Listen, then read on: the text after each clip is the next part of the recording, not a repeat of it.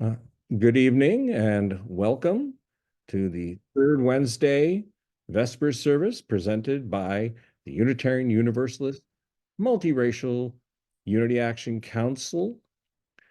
Uh, we'll be starting the service in a few minutes. We're going to start with some gathering music and then we'll continue.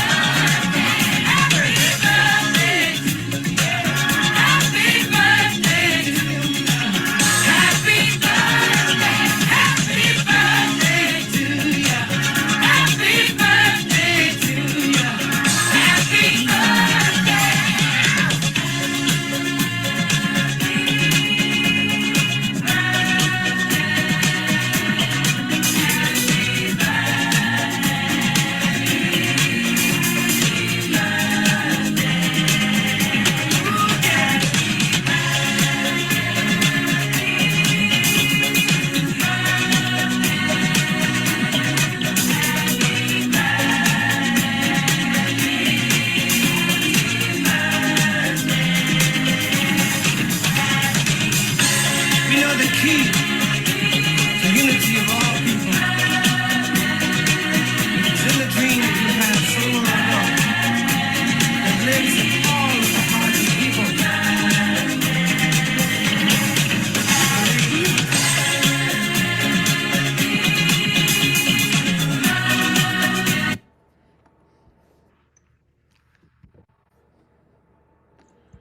All right. Hi.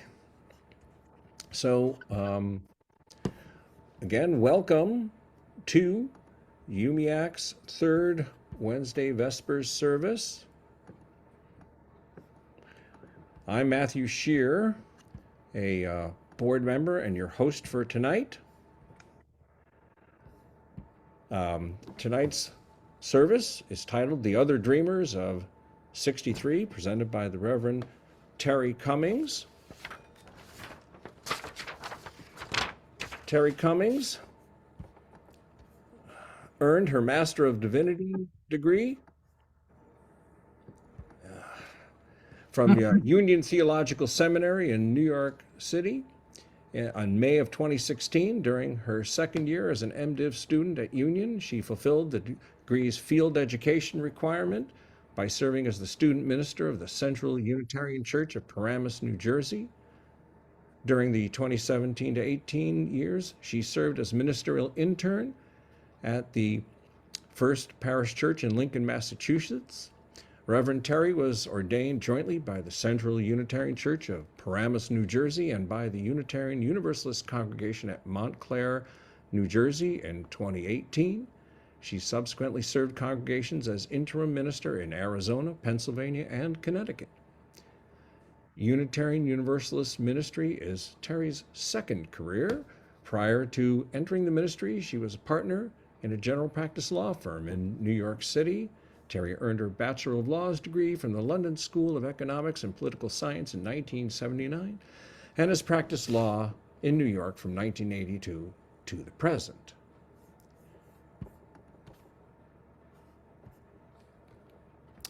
And few announcements. Our next service will be on February 21st. Service leader will be Jack Reich. We don't have a title for it yet, but Jack has promised another innovative and participatory service. And if you want the Zoom link, if you got this one, rest assured you will get the next one. If not, you can write to me at that address. And for past services, you can find them on the uumuac.org website. And now it's time for our chalice lighting.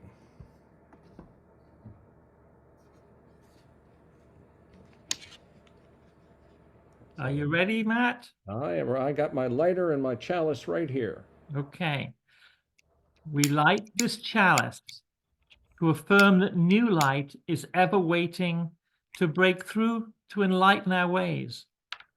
That new truth is ever waiting to break through to illumine our minds. And that new love is ever waiting to break through to warm our hearts. May we be open to this light and to the rich possibilities that it brings us. And our opening music is a video of Malvina Reynolds. She wrote this wonderful song many years ago. Sorry. It is nice to block the doorway. It is nice to go to jail. There are nicer ways. Sorry, I had to start screen sharing first. I don't know why that launched. Let's try this again, shall we? Go Malvina. All right, now let's see what we, no. Screen share, here we go, sorry. And now we pick this. Okay, now let's do it.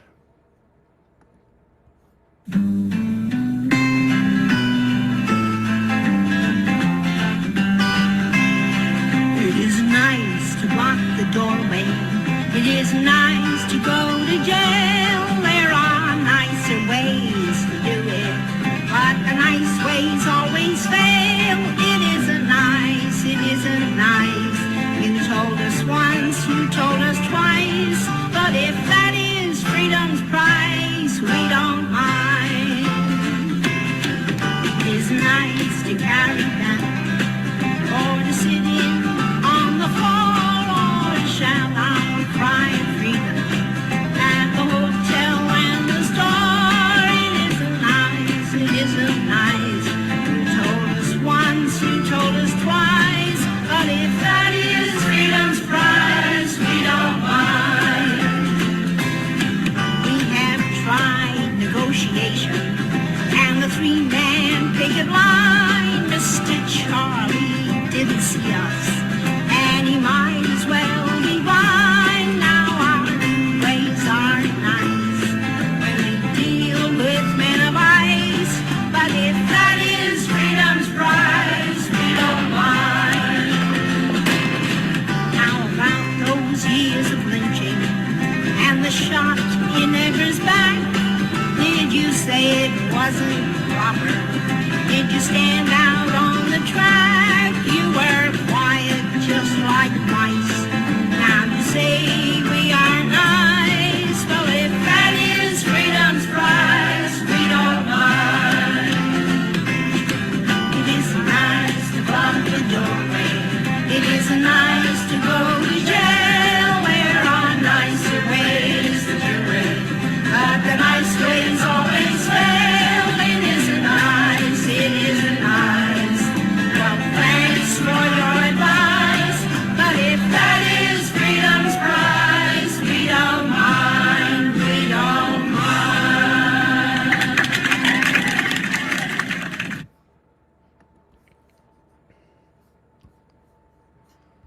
Okay, we're back. And we're just going to take a moment here to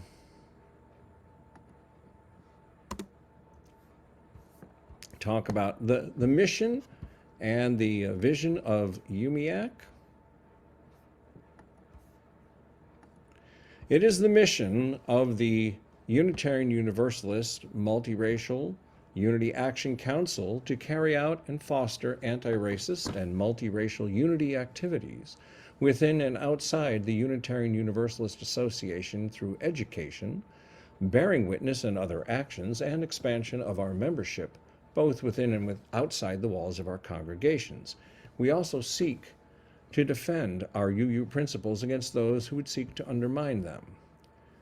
We envision our congregations, denomination, and society as not being colorblind but color appreciative, as judging and treating members of the world's rank and file by the content of their character, not the color of their skin or their cultural heritage, and as treasuring diversity in the context of the beloved community. We call this vision multiracial Unitarian Universalism.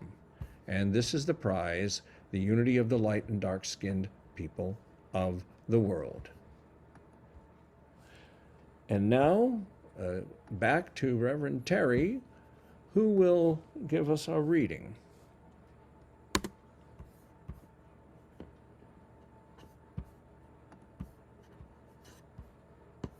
Terry, I think you're muted.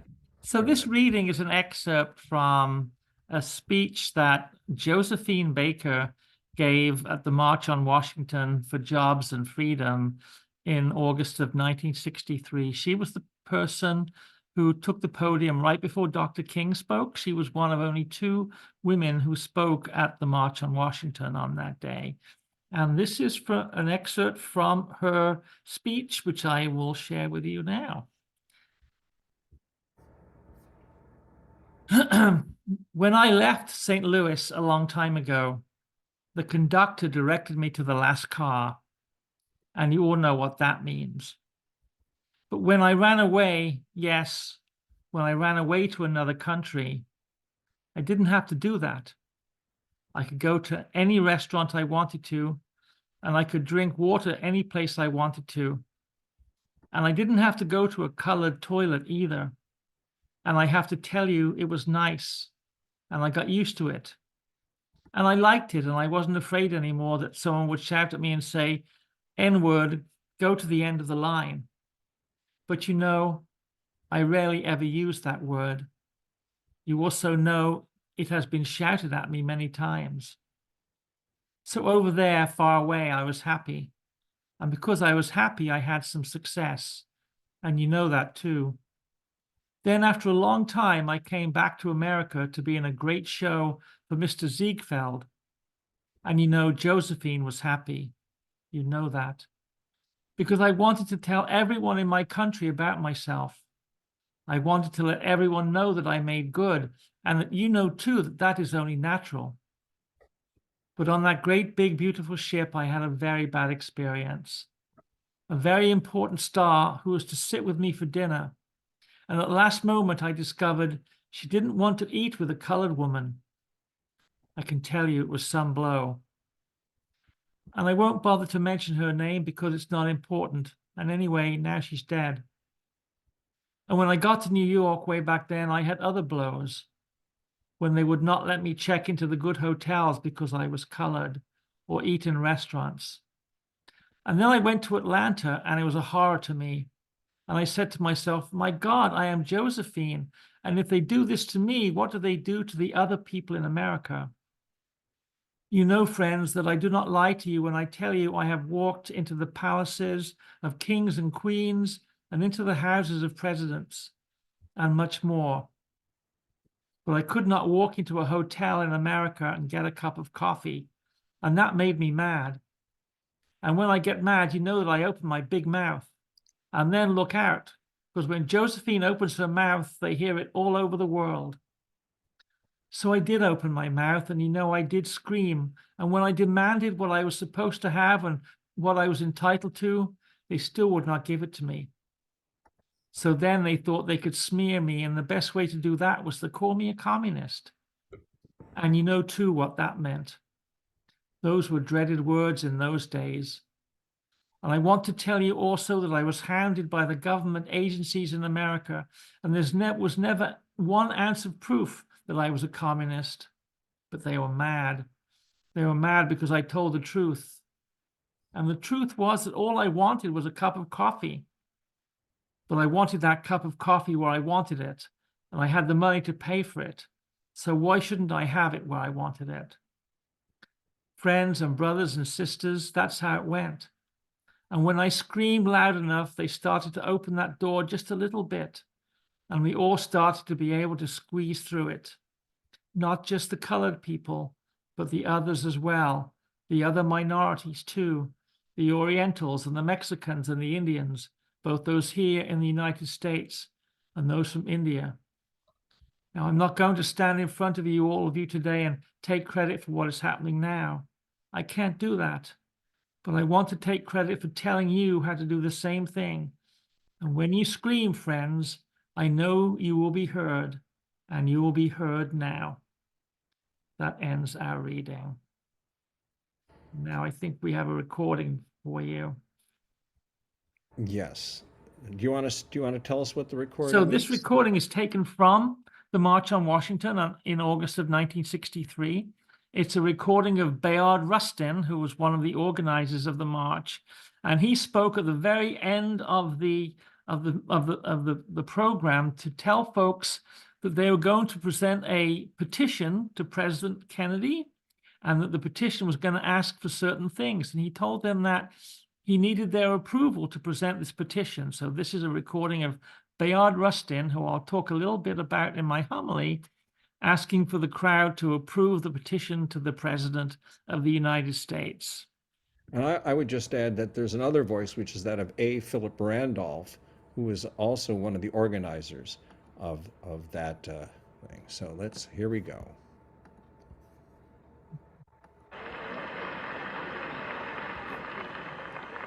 A philosopher of a non-violent system of behavior in seeking to bring about social change for the advancement of justice and freedom and human dignity. I want to introduce now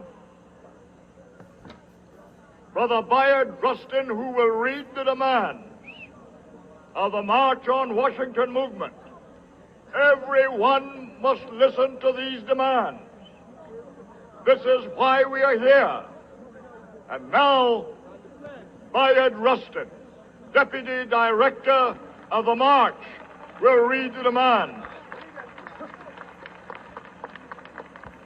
Friends, at 5 o'clock today, the leaders whom you have heard will go to President Kennedy to carry the demands of this revolution.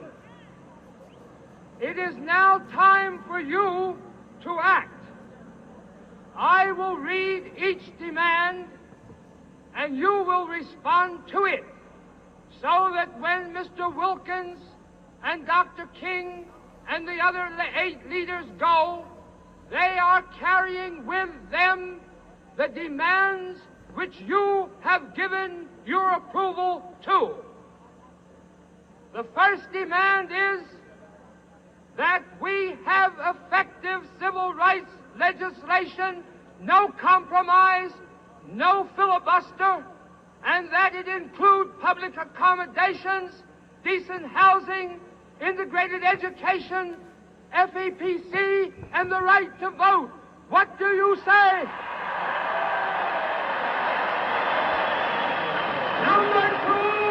Number two, they want that we demand the withholding of federal funds from all programs in which discrimination exists.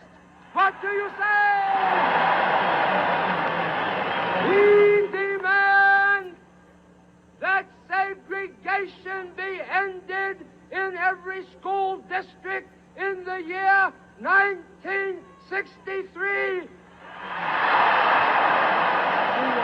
We demand the enforcement of the 14th Amendment, the reducing of congressional representation of states where citizens are disenfranchised.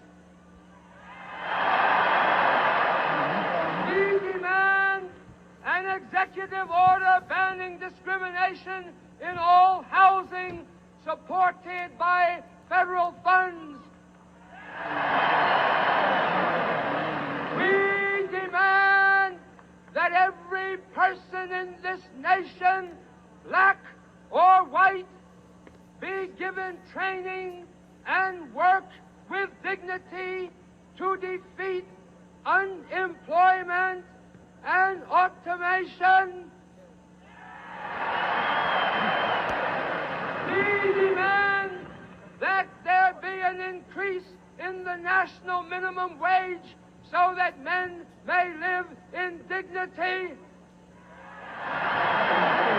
We finally demand that all of the rights that are given to any citizen be given to black men and men of every minority group, including a strong FEPC.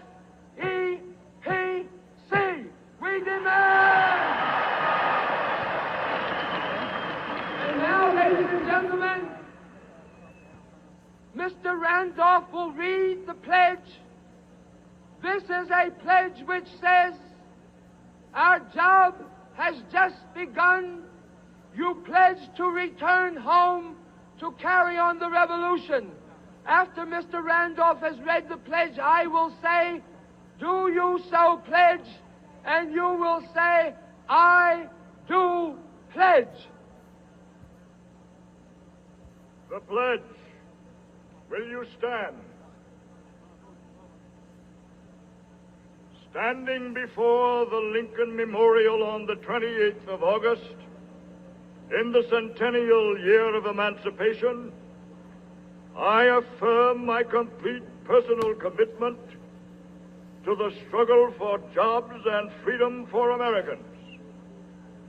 To fulfill that commitment, I pledge that I will not relax until victory is won.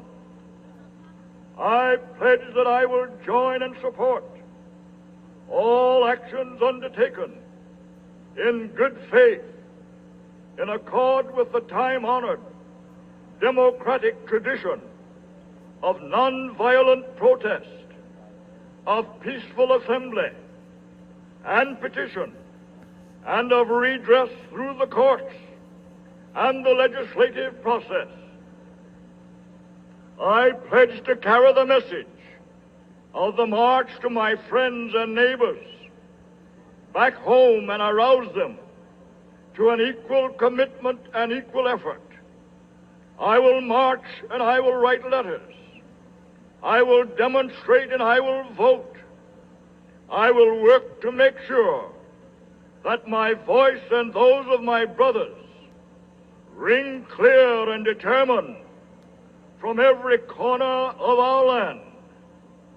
I pledge my heart and my mind and my body unequivocally and without regard to personal sacrifice to the achievement of social peace through social justice.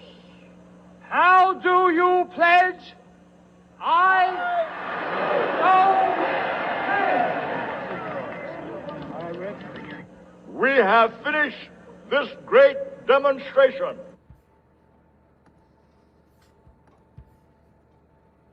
Woo! All right. Thank you for your patience in listening to that long excerpt from the March on Washington. It's so very powerful. So about 12 years ago, during a hot and humid July, I spent a few days in Memphis for my work. There's a hotel in downtown Memphis called the Peabody Hotel. It's famous for the ducks that live on the roof of the hotel and for the fountain area in the lobby where the ducks appear twice a day to entertain tourists. A couple of blocks from the Peabody is the Mississippi River, which divides Tennessee from Arkansas. You can see the river in the distance from the rooms on the higher floors of the hotel. The river is very wide in Memphis, and you can barely make out what's on the other side with the naked eye. One afternoon, while I was on a break from my work meetings, I left the Peabody to take a walk. My head was really focused on work, and so I was oblivious at the time to the significance of where I was. So I walked south from the hotel in almost a straight line for about a half mile, maybe less. And I saw a sign for the National Civil Rights Museum. I didn't pay the sign any mind right then, but after walking a couple more blocks, I saw some very old automobiles from the 1960s right in front of me. They were parked in front of an old motel. That was the moment I realized that this was the museum on the sign, the Lorraine Motel where Dr. King had been assassinated. I found myself looking straight up at the balcony where he had been shot. Excuse me. The museum was closed that day, and so I was almost alone on the street. It was very quiet, and it was a very powerful moment for me. I felt as though Dr. King and I were each in the presence of the other. If he had lived, Martin Luther King Jr. would have turned 95 this past Monday. And this past Sunday was the 8th year in a row that I've led a service that celebrated his life. As is customary, I included a reference in my sermon to King's famous I Have a Dream speech. Dr. King delivered that speech at the March on Washington, from which we just heard some recordings. While Dr. King may have stolen the show that day, there were so many others who were involved. And our collective memory of them might be in danger of being lost in the shadow of Dr. King. In addition to the speeches on the steps of the Lincoln Memorial on that hot August afternoon, there were musical performances by Joan Baez, Bob Dylan, Peter, Paul and Mary, and of course, Mahalia Jackson. Back in the day, we used to call their music folk music to distinguish it from rock and roll. Theirs were the musical voices of protest against the Vietnam War and injustice. I've been musing of late that we could use some 21st century folk songs as a salve for the current state of the world. Of course, Mahalia Jackson was no folk singer. She was a preeminent gospel singer. The first person to speak at the March on Washington that day was Daisy Bates. She filled in for the widow of the murdered civil rights leader Medgar Evers, who couldn't make it. Daisy Bates spoke as part of the march's tribute to Black women who had fought for justice for African Americans. She had been an activist in the integration of the public schools in Little Rock, Arkansas in the late 1950s. Then came John Lewis, at the time chairman of the Student Nonviolent Coordinating Committee. There's a story behind his speech as he was asked to tone down his first draft by the powers that be, who were afraid that it was too provocative and might lead to violence. The official program also lists Walter Reuther, chairman of the AFL-CIO, James Farmer, director of the Congress for Racial Equality, Roy Wilkins, executive secretary of the NAACP, and several other speakers, including 2 prominent rabbis.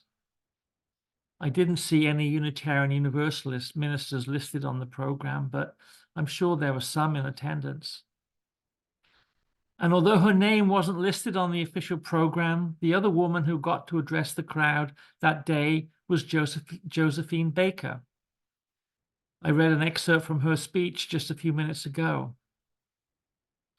Not many people have heard of Josephine Baker nowadays. And even 60 years ago, most people who were young back then didn't know who she was, but their parents did. Josephine Baker was born into extreme poverty in St. Louis in 1906. For a time, she lived on the streets. She got married for the first time at 13 and again when she was 15. In 1925, at the tender age of 19, she left the racial segregation of America behind and moved to France. It's hard to imagine how much courage that took. A young, uneducated person, alone and with no money, heading across an ocean to a country where people spoke a different language. It speaks volumes about how hard her life in America must have been to decide to make that leap. And we might see some parallels today with those who are seeking to cross our southern border at this very moment. Josephine became a very popular and financially successful singer, dancer, and movie star in France between the 2 world wars. She didn't experience any of the racial prejudice there that she had experienced here at home. She became a naturalized French citizen. In the late 1930s, as war with Hitler's Germany loomed, she was recruited as a spy by the French equivalent of the CIA. During the war, she used her role as an entertainer who traveled throughout Europe to gather intelligence for the Americans, the British, and the French resistance. She was later recognized as a war hero for her work.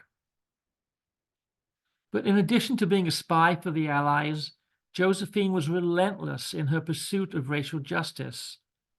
Back then, the US military was segregated. After the Allied landings in North Africa in 1942, Josephine performed as a singer and dancer for the American troops, but only on one condition: that racial barriers were removed for her performances.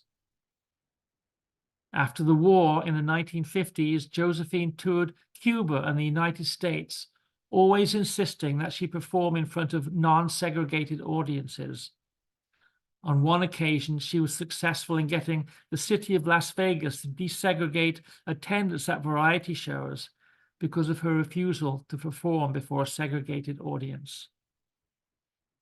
During her tours in the US, she and her husband, who was white, were frequently refused rooms in hotels because she was Black.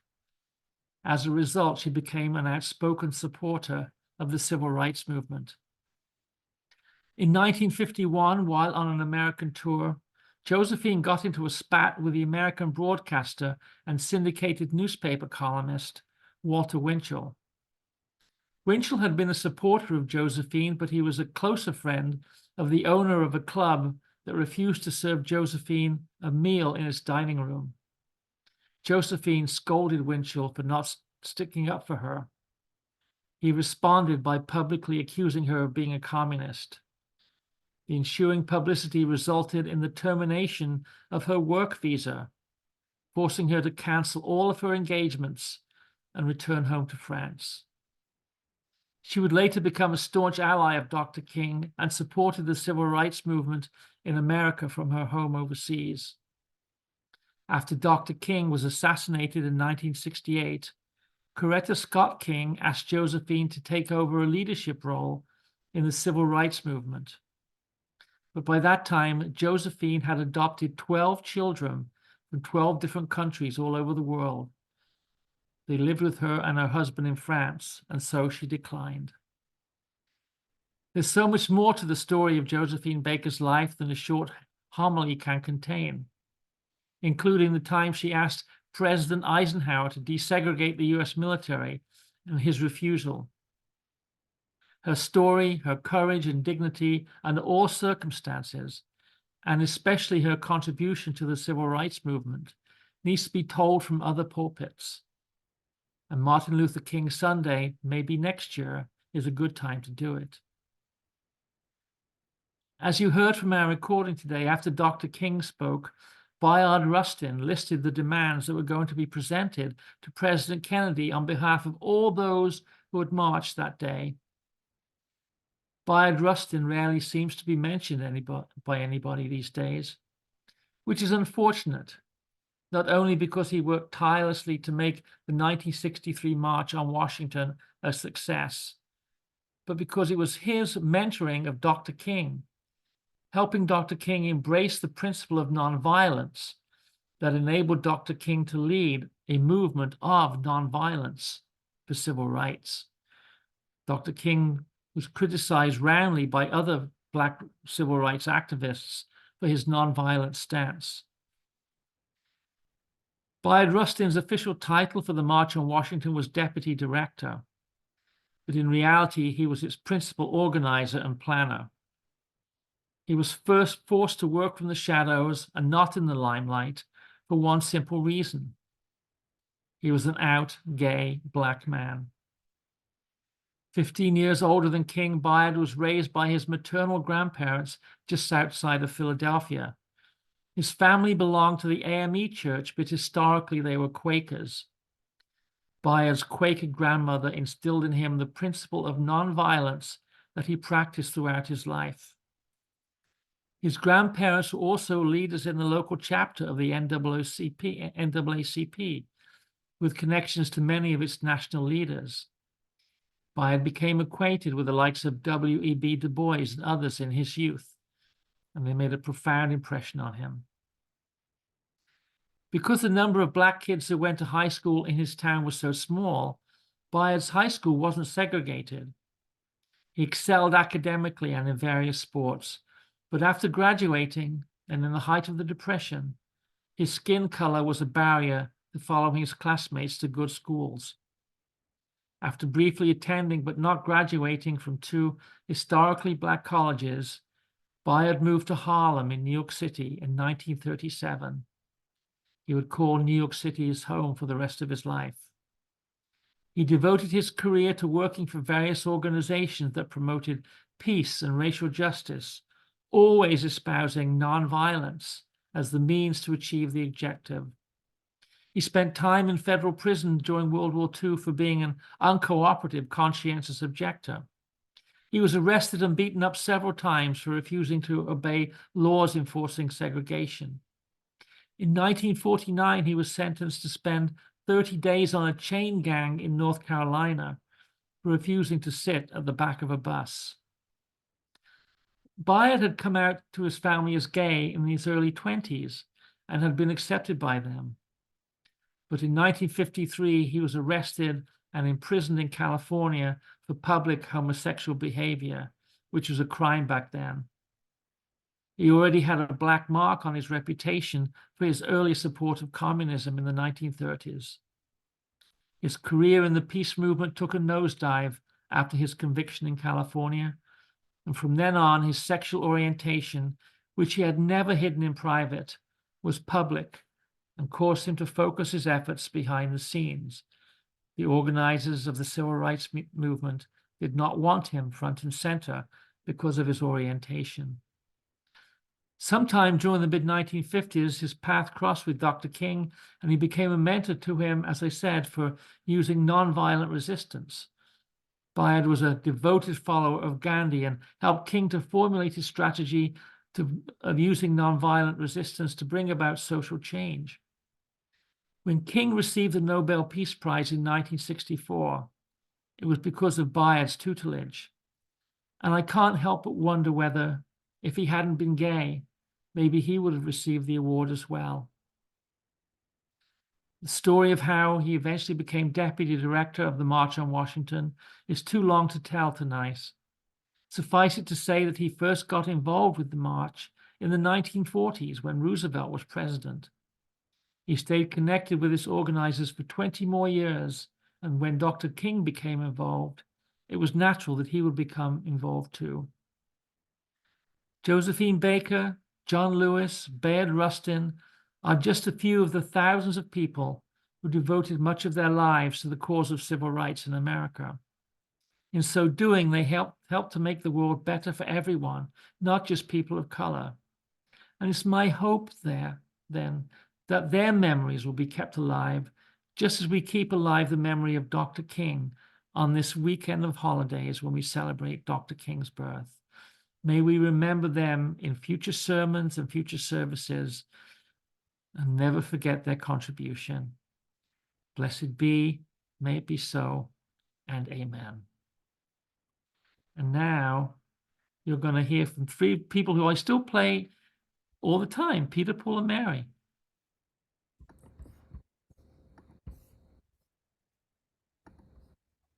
And now, a group of singers who have come to help express in song what this great meeting is all about. I give you now Peter, Paul, and Mary.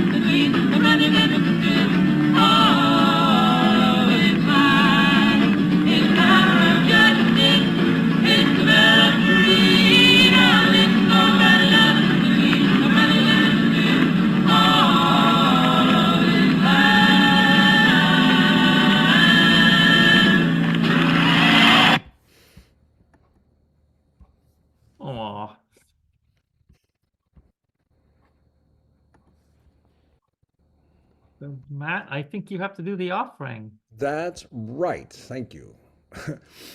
Yes, here we go. So we've come to the offering. It's not an offering as you normally get in a church service, but we want to let you know that the Unitarian Universalist Multiracial Unity Action Council at uumuac.org welcomes you to join as a member for the low price of just $30 per year, and it is a 501c3 organization under the IRS code. And again, you can find us at uumuac.org.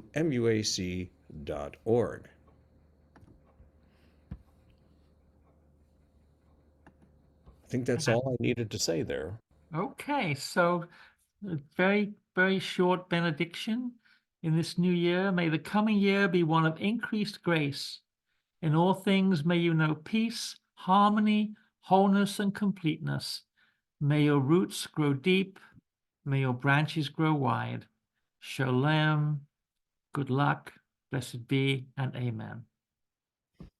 Thanks, Terry, for a wonderful service. I'm going to extinguish the chalice and invite you all to stay for open conversation. We're going to stop the recording and so to encourage free speech. So, and Richard, are you going to stop the recording for us? Or I'll stop it.